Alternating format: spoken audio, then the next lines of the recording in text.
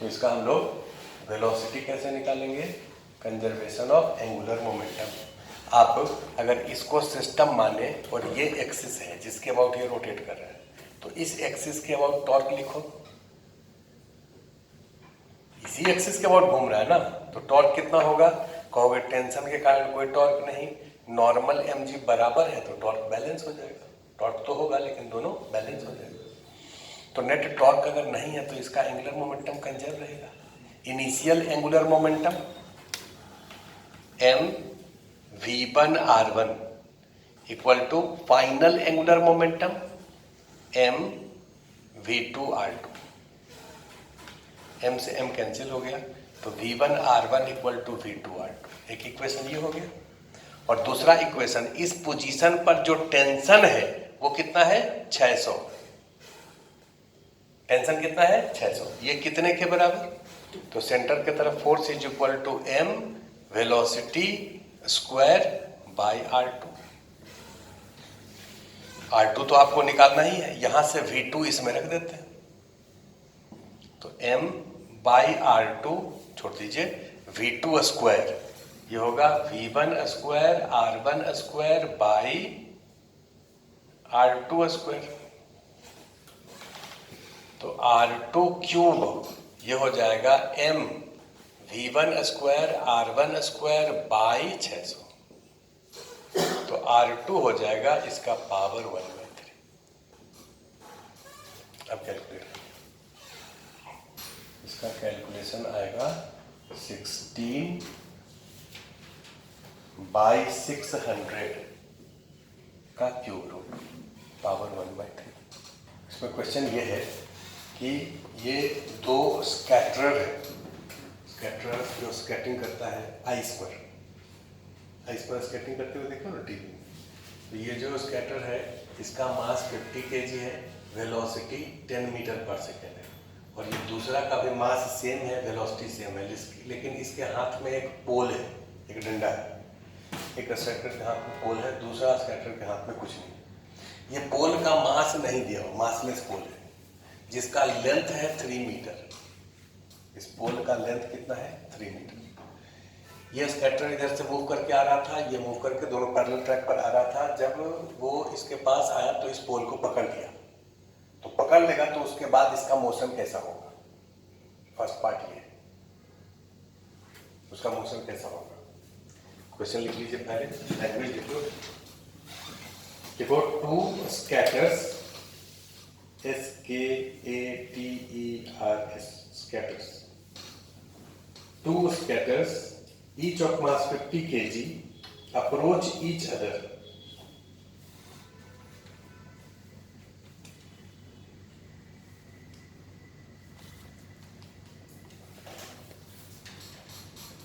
Approach each other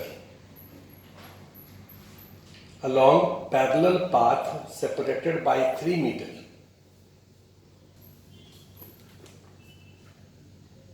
They had equal and opposite velocity 10 meter per second. Equal and opposite velocity 10 meter per second. Also, the first scatter carry a long pole of 3 meter length, and second scatter grabs the end. GRABS, grabs the end.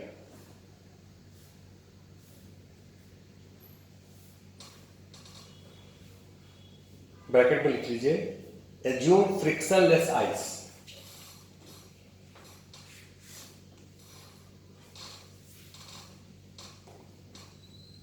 First part है describe motion of skaters after they connected by pole. और second part है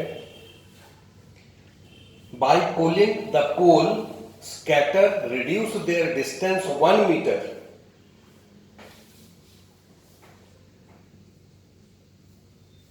Reduce their distance to 1 meter. What is their motion then?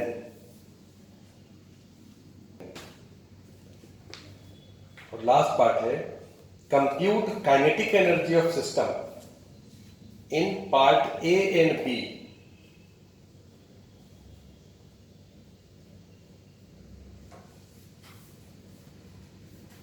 A and B.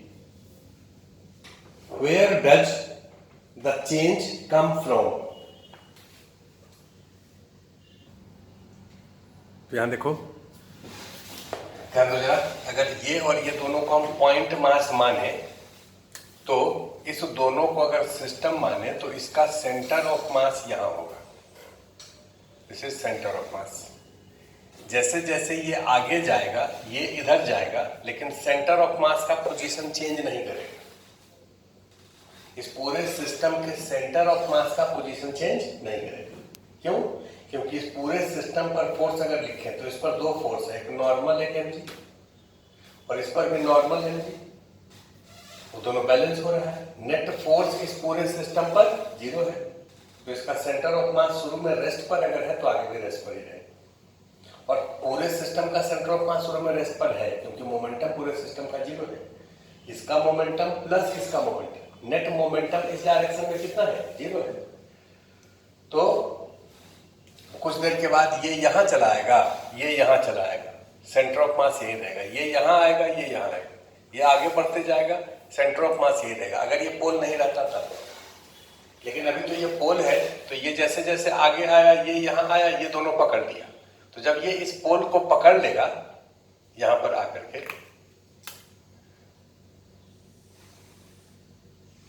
इस position पर आकर के जब पोल को पकड़ लेगा तो ये m हो गया और ये m हो गया। इसका वेलोसिटी इधर है, इसका वेलोसिटी इधर है, तो ये रोटेट करने लगेगा फिर, और इसका एंगुलर वेलोसिटी ओमेगा 1 मान लेते हैं। एंगुलर वेलोसिटी कितना मान लेते हैं? ओमेगा 1। अब बताओ, इस एक्सिस के अबाउट एंगुलर मोमेंटम कंजर्व है, क्योंकि जब ये पकड़ लेगा तो टेंशन इस वाले पर तो इधर लगेगा और इस वाले पर टेंशन इधर लगेगा, और mg नॉर्मल तो बैलेंस है, तो इसके अबाउट नेट टॉर्क कितना होगा? 0।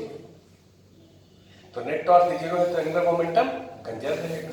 इनिशियल एंगुलर मोमेंटम इसका mvl और इसका भी mvl, दोनों क्लॉकवाइज डायरेक्शन में। Final angular momentum i omega, तो i1 ओमेगा 1। तो यहां से ओमेगा 1 निकाल सकते हैं कि शुरू में एंगुलर वेलोसिटी कितना था। i1 कितना लिखेंगे? इसका मोमेंट ऑफ इनर्शिया ml², इसका भी ml², पॉइंट मास है, इनटू ओमेगा 1। तो ओमेगा 1 हो जाएगा, 2m से 2m कैंसिल हो गया, l से l कैंसिल हो गया, तो v/l।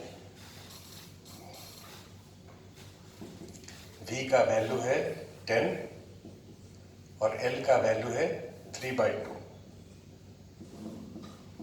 मतलब 20/3 रेडियन पर सेकेंड। ये इनिशियल एंगुलर वेलोसिटी है, उतने एंगुलर वेलोसिटी से दोनों रोटेट करेगा। उसके बाद ये दोनों एक दूसरे को खींचने लगा और डिस्टेंस दोनों के बीच में घटने लगा, और घट करके कितना हो गया? 1 मीटर हो गया। दोनों के बीच में डिस्टेंस घट करके 1 मीटर हो गया। तो अब भी फिर से एंगुलर मोमेंटम कैसे रहेगा? बोलो ना। तो दूसरे केस में ये फर्स्ट पार्ट हो गया। सेकेंड पार्ट में फिर से एंगुलर मोमेंटम को कंजर्व करिए। Initial angular momentum i1 omega 1 equal to i2 omega 2। तो यहां से ओमेगा 2 आप निकाल सकते हैं कि सेकेंड एंगुलर वेलोसिटी कितना होगा? i1/i2 into omega 1। जरा कैलकुलेट करो कितना आएगा। तो ओमेगा 2 का वैल्यू 60 आ गया। तो सी पार्ट में kinetic energy final by kinetic energy initial, ये निकाल करके दिखाइए। फाइनल काइनेटिक एनर्जी हो जाएगा हाफ i2 ओमेगा 2², ये रोटेशन हो रहा है इसका इस एक्सिस के बाद, और इनिशियल होगा हाफ i1 ओमेगा 1²। तो इसको कैलकुलेट करिए, देखिए कितना आएगा। इसका रेशियो आया 9:1। मतलब शुरू में जब इस पोजीशन पर था उस समय काइनेटिक एनर्जी कम था, और जब इस पोजीशन पर आ गया, रोटेट कर रहा है और इस पोजीशन पर आकर के रोटेट कर रहा है, तो उसका काइनेटिक एनर्जी बढ़ गया।